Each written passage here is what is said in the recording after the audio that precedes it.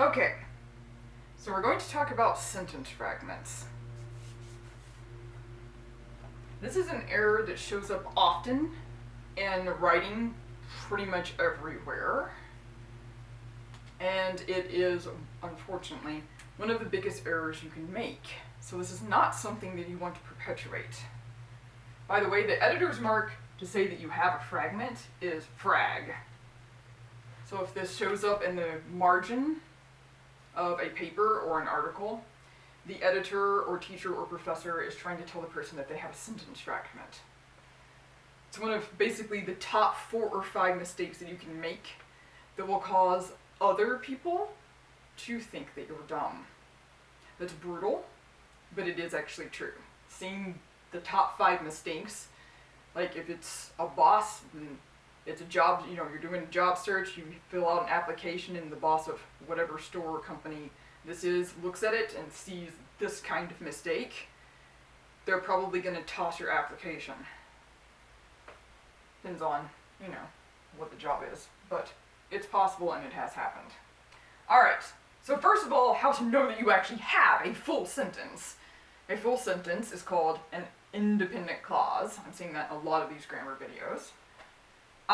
Here's your subject, jogged. This is the predicate, by the way, this whole thing here. This is the predicate, subject. This is the noun. This is the verb. And what we have here is a prepositional phrase. For an hour. It is a prepositional phrase that is an adverbial clause because it explains how long you jogged. That's a lot of jargon. It's okay if you never understand the jargon. I'm just explaining. This is adverbial information because it's explaining how long you jogged. So, the for is your preposition, so that's what makes it a prepositional phrase. This is an independent clause. This is a full sentence. It has all the parts that it needs. You could actually stop at, I jogged. You don't necessarily have to tell people how long you did it, and it would still be a complete sentence. I jogged. The end. But we have a tendency to add, technically, extra information so that, there's more significance to whatever we're trying to say. In this case, we're explaining, wow, we jogged a long time, right? Alright, fragments. Fragment number 1.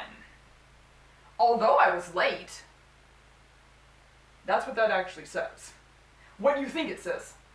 Although I was late. Actually, that's not what you said. It looks like, at first glance, that it might be an independent clause, because there's a noun and there's a verb. That's great. It's not an independent clause. Alright? So instead of thinking about it like this, which is what you're trying to do, literally although sentence construction is one of the most common sentence fragments, this is how you need to think of this. Yes, it has a noun and a verb. Although is a subordinating conjunction. This puts it in a different class than the simple conjunctions you are used to dealing with, such as but, and, or, nor, yet. So, this is a fancier style conjunction. Subordinating means that it is creating a subordinating clause, a subordinate clause, that is a dependent clause, dependent subordinate clause, to an independent clause. Although I was late, I didn't get in trouble. There's the actual main sentence. You have 2 nouns and 2 verbs going on here. Main core sentence, right here. I didn't get in trouble. That's what you're really saying. Subordinate clause that begins that sentence. Although I was late, you're telling the condition. With comma, by the way. So, you do not create entire sentences that just read, although I was late, or because I was late.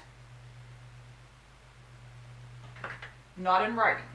We say it out loud all the time. Well, why'd you get in trouble with your mom? Because I was late. We talk in sentence fragments. That's fine. When you are writing, you are not talking. Obviously. You've got to go in and put in the rest of the sentence. So, no, you don't get to stop here. This is doing the same thing. This is the second most common sentence fragment I see. Literally the one that starts with which. Which was okay. What was okay? Same thing up here. Although I was late. What? Which was okay. What was? You didn't tell me. Straightforwardly, you only have a verb. There's no noun, there's no subject to this non-sentence. That's why it's a fragment. This is the end of some other sentence. I was a little late, which is okay. There's a whole sentence in front of this phrase. Again, we talk like that. We put in pause for emphasis. I was a little late, which was okay. Okay, fine, when you're talking out loud. Again, once you write it down, no, don't do it. So frankly, a sentence fragment can occur if there is a verb and no noun to be the subject. If there is a subject, but then no verb. I don't see this one nearly as often. Or if you put up a subordinate clause and then end it and you don't actually finish your sentence. Those are the three main fragments that you can create. Again, some of the top 5 mistakes that you can make in the English language that will actually cause other people, not English professors or English teachers, to think that you are not particularly intelligent. In fact, I will have more pity for you than other people because I understand what these mistakes are and why they happen. Other people don't understand why they're happening, so they actually judge you more harshly than I do. So it's worth keeping in mind. English professors and teachers get a bad rep for being grammar Nazis. Actually, sometimes other people are much harder on you.